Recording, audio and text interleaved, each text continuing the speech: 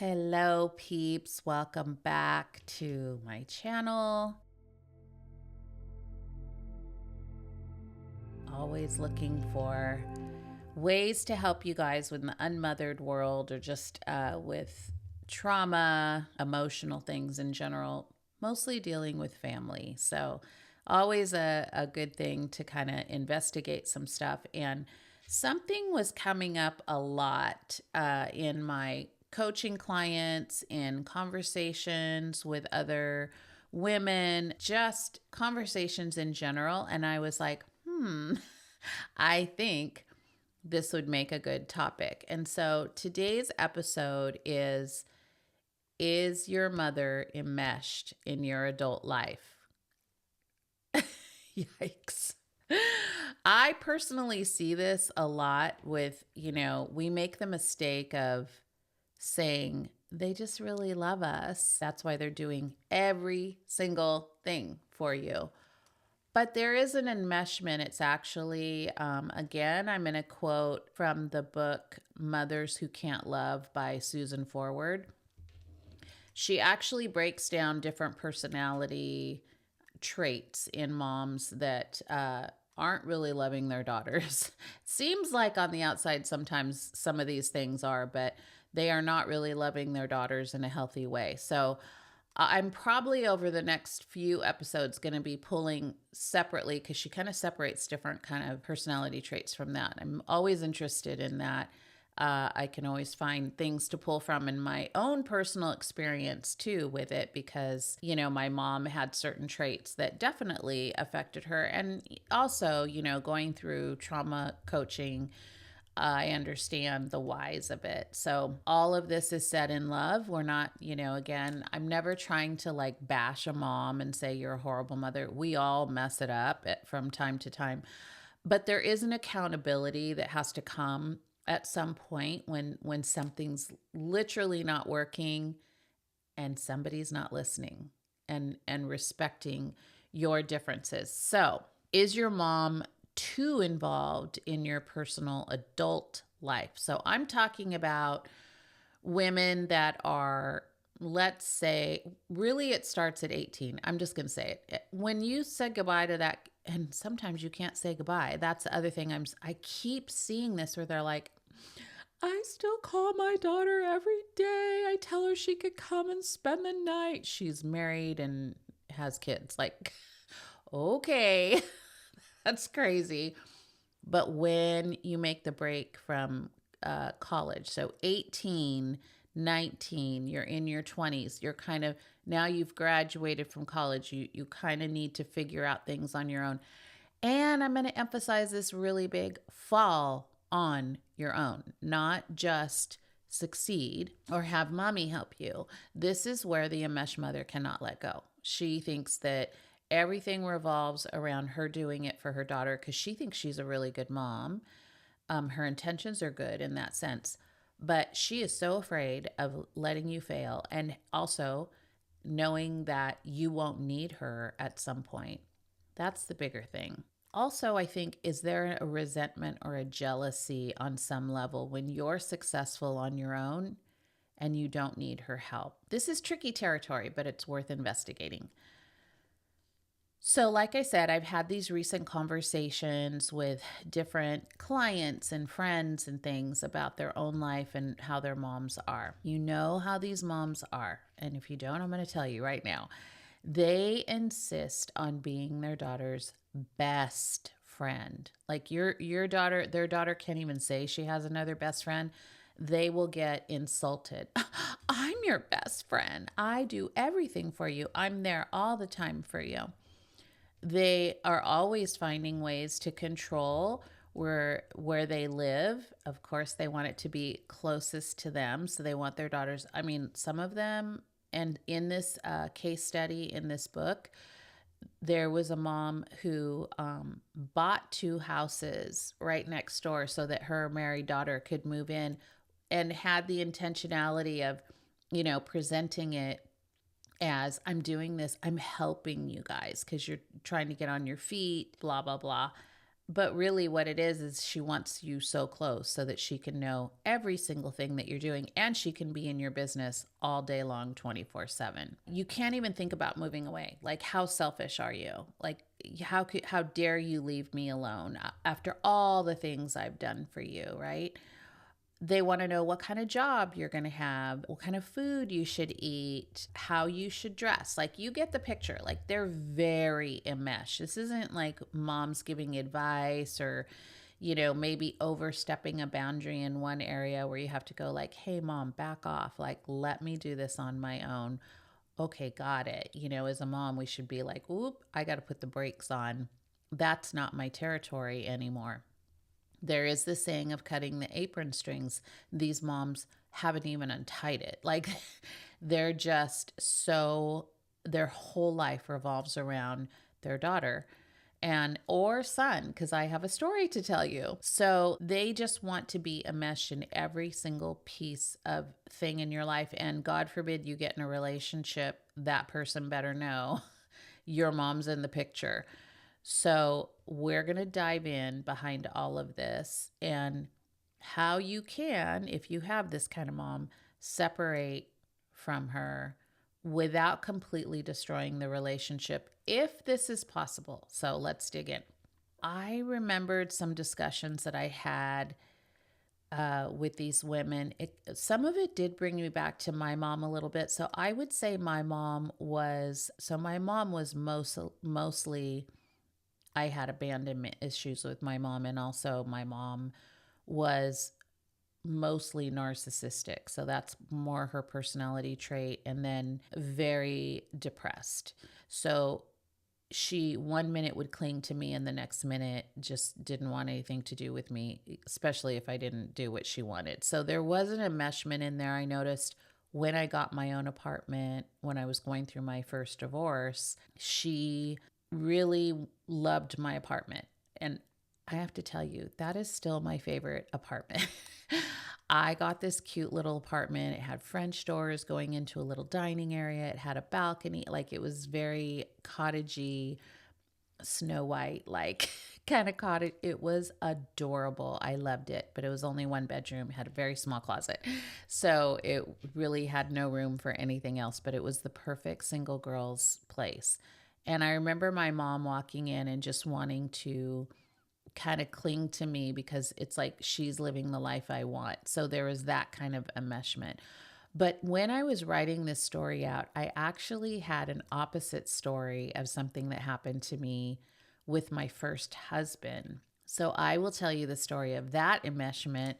Is his mom was extremely enmeshed in his life, which was probably 50% of the problems in our marriage right off the bat. And the biggest thing was this. When we got married, I was under the impression that he owned the home that we were in. He told me I own this home. I was like, great. I found a guy that owns a home. I'm golden. This is good. And I was like, great. Well, I have security. Like, we're going to be able to, raise our kids here. Well, the first clue that things were not evenly yoked, I'll say, is when we were getting married, he had a roommate, nice guy, but it was time for us to get married, and we were like, hey, we're getting married, you need to move out. And he was like, oh man, I don't want to move out and have to go back home until I find another place. Can I stay here for like a month or two after you're married? Just like, give me a minute before I find my own place. My husband at the time was like, sure, yeah. And I'm like, we're newlyweds. Okay. We're doing a nice deed. Great. No problem. So we get through that. And he had barely moved out of the house when my ex-husband's mom decides that she is no longer going to live. She lived in the Sierra Mountains with her boyfriend. And she decided, so my ex-husband's dad had passed away. And now that I think about this, I think he passed away when his mother was around probably in her 50s, so pretty young. And I think that also made her enmeshed my ex-husband was the baby of the family. There was 3 kids in the family and he was the baby. So she very much glommed onto him.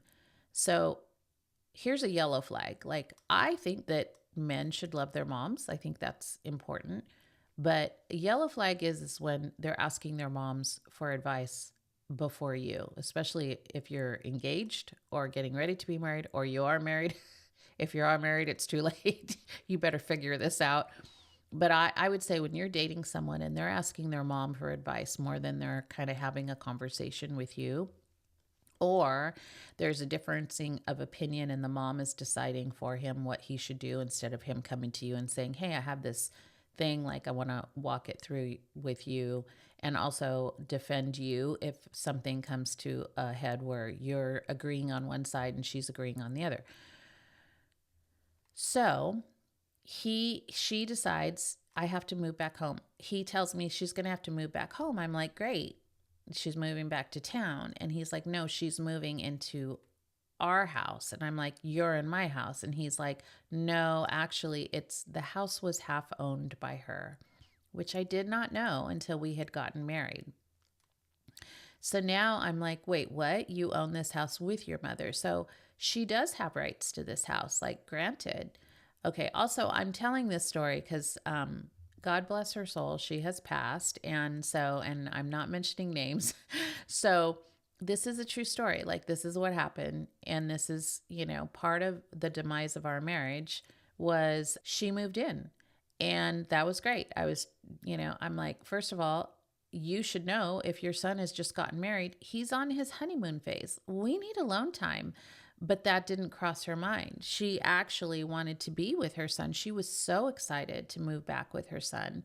They had lived together before. So that was great. I was trying to adjust, trying to be nice. Fine. I was not happy about it. I'll be honest. I was pretty upset about it. I was like, we just got rid of your roommate. We've barely had any time to ourselves. And now we're having your mother move in. Like, let's be real. Like, I don't want to be intimate with you, with your mom in the next room. And so there was just a whole slew of things. But here's where it got really tricky is that we're both working. I came home from work one day and I went to grab a glass out of my cupboard to get a glass of water. And the glasses weren't there. There was something else in its place. I start looking around the cupboards. All the cupboards had been changed. And she's sitting at the kitchen table and she's like, oh, yeah, it's just better if the glasses are over here. And I just went ahead and switched everything back the way I used to have it. Okay, this is my house. Like, I'm the wife. Then she was cooking us dinner every night. Should be wow, amazing. I don't have to cook dinner. But here's the thread where the enmeshment comes in. I go out for drinks with my girlfriend one night because we needed to catch up. So we went and had snacks and had a cocktail and shot the breeze for like an hour, hour and a half, something like that. My husband had gone out, I think, with his friends. Like, we're living a life. We're adults, right? We come in and she's literally stomping her foot with her arms crossed. I cooked dinner for you guys. Nobody called me.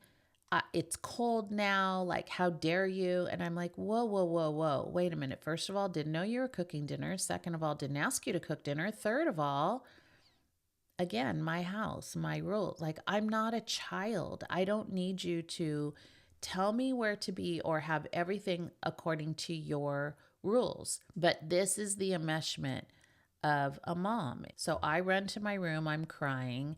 My husband comes home. And this is what he says after he talks to her, because I'm so upset.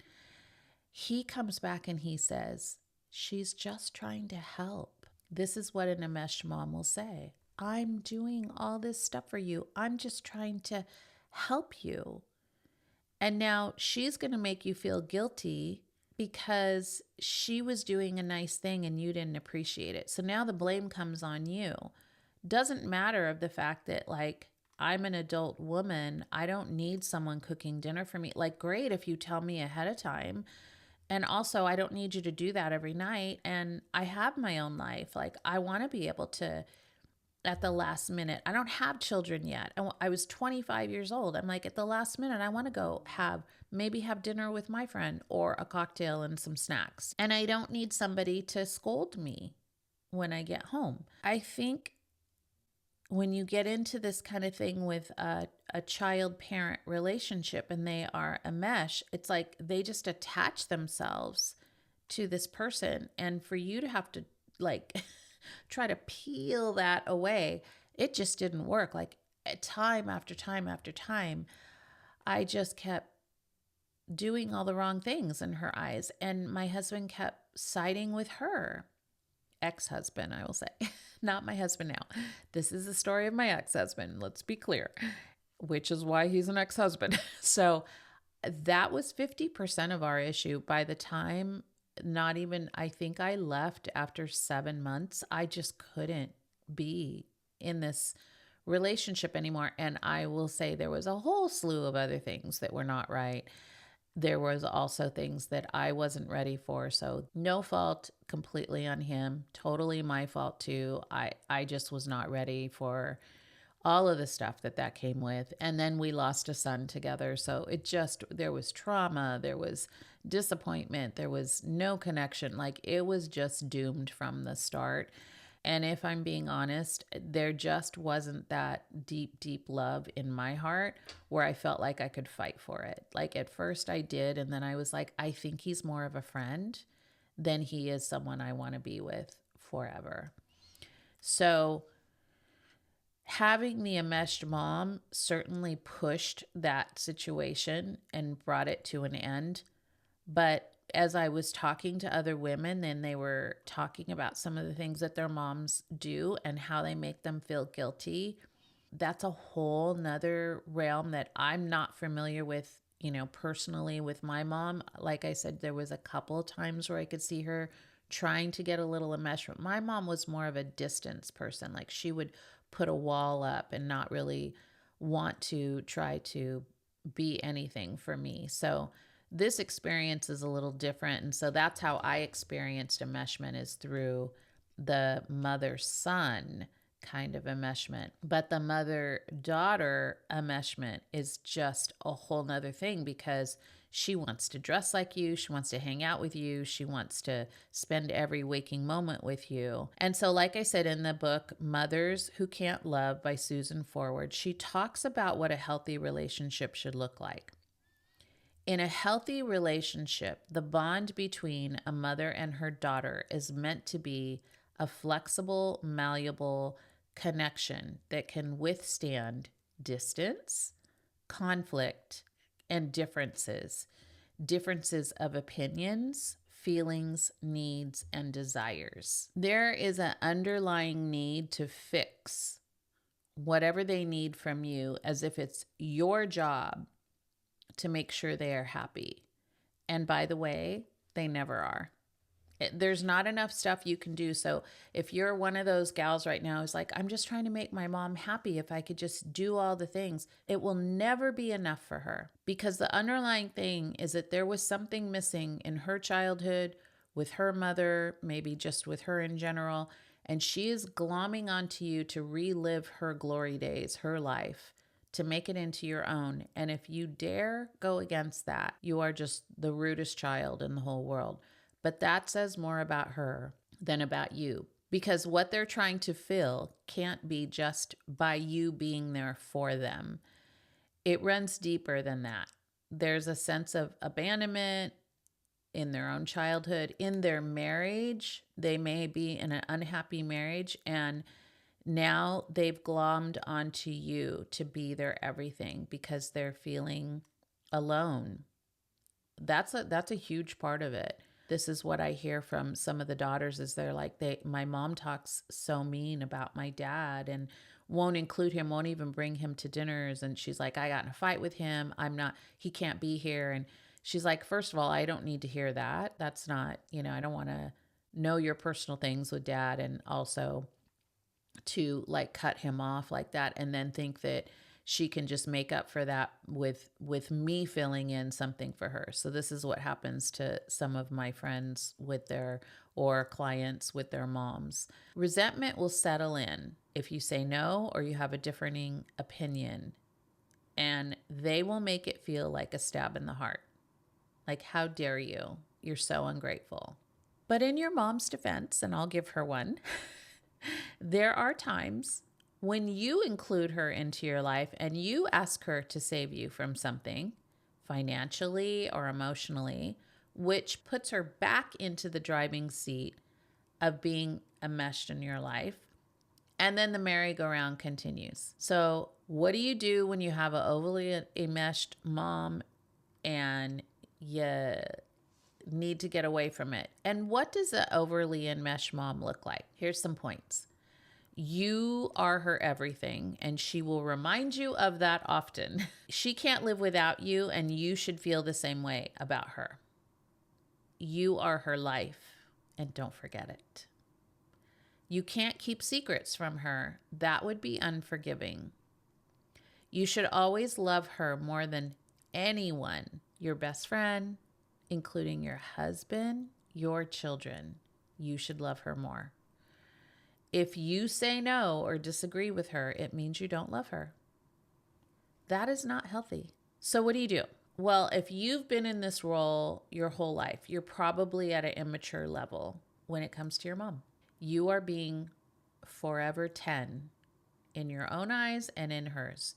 You are not able to be an adult to say, if you get mad at me, you get mad at me, but I'm an adult, I have a voice, and this is how it is. You haven't done that with her because you're so scared of her. You're scared of the outcome, and she knows that. So she uses that. It's crazy when we get around our parents how we always feel like we're 10 years old. Like, I don't care how old we were. Like, I would go to my dad and I'd be like, Daddy. And just, I was 10, like I loved my dad and I loved for him to hug me, and you just become that little girl, right? And so when you have this overly enmeshed mom, there's a part of that that feels really good when you know your mom's going to wrap her arms around you and be like, you're my everything. It feels good. There's an ego burst for you. The difference is when you're actually mature enough to remember this, you can stand up to who you are and what you need. You aren't afraid of going against your mom's judgment, or know that the love is only conditional if you are bowing down to everything she wants. You can handle it if she shuts you out when you go against her wishes. It's time to stand up and break free and know that the freedom you will ultimately have will outweigh the bitterness of your mom's tantrum. At the end of the day, your mom loves you. She's fallen into a pattern, and you've fallen into a pattern of saying, oh, it's going to be so hard. She's going to be so mad. She may not talk to me for months. She may not talk to me for a year. That's on her.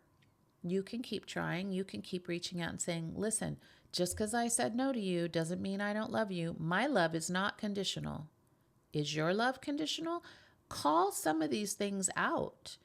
And if it becomes like this craziness, then there's some things your mom needs to deal with. And maybe you do need to separate yourself a little bit from her. So I think, at the end of the day, what I'm going to say is you need to grow up.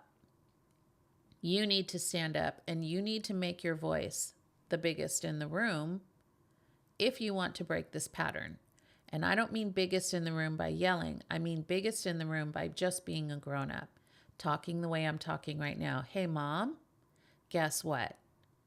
Just because you want it that way doesn't make it so. I'm going to start doing things the way I want to do them. And that's going to mean some boundaries. We go back to boundaries again. It always goes back to boundaries. When you're dealing with a difficult mom, you have to set these boundary walls up, or they will just run over your whole life and destroy everything that you're trying to do.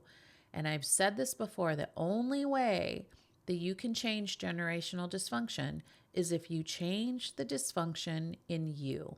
So it starts with you. Don't place all the blame on your mom. When I look back at my ex-mother-in-law, I blame my husband for some of those things because He didn't stand up to her until it was too late. When I walked out the door, then he was like, oh my gosh. And then we tried to make it on our own in a little apartment, and it didn't work. It was too late. There was too many things under the bridge. It was just, there was too much. And then just all this other stuff came along, and it was just a lot for us. But he ended up going back to his mother and living with his mom until her passing. He moved away for a while and he ended up coming back. He was very attached to her, and he asked me to come to her funeral, which I did. And he said, I was extremely close with my mother. And I would say, yeah, and probably a little bit too much because it got in the way of your life. So I don't want that to be your story. I don't want you to end up in a place where you're 50 years old and still now your mom is like frail and ailing, and you have spent your whole life trying to please her, but it has destroyed yours. Don't be that woman.